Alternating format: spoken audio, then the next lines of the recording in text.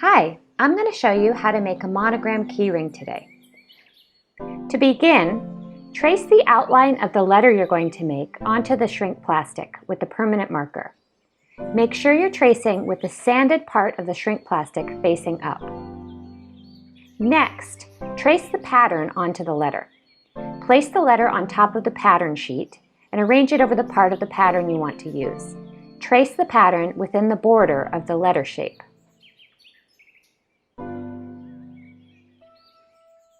Then, use some colored pencils or crayons to color it in. Again, make sure that you're coloring on the sanded side of the shrink plastic. We used Fila oil crayons for this example, and we sell them on our site. We love the way they work for this. Don't worry if the color looks a little light as you're doing it. It will get more intense after you bake it. Now it's time to cut the letter out.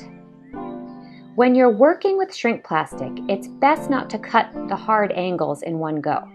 Instead, first cut around the soft angles of the letter and leave any hard angles uncut. So in this case, we're just going to go around the greater edge of the A, but leave the little bottom part with the two angles at the bottom uncut. So now to cut those angles, you're going to cut up one side and then stop. Then turn it around. Cut up the other side and stop.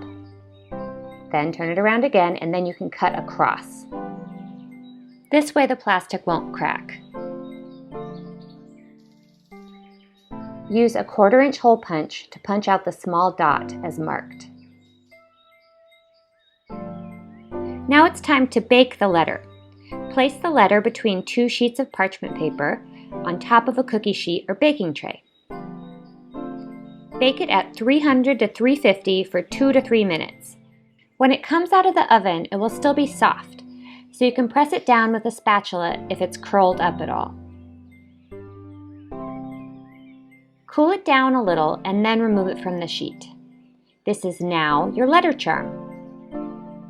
To assemble the keyring, cut the knotting cord to 12 inches. Fold the cord in half and thread the 2 cut ends through the hole of the charm. Pass the 2 ends through the folded loop and pull tight to secure. Then, holding the 2 ends of the cord as one, thread the beads onto the cord in whatever order you'd like.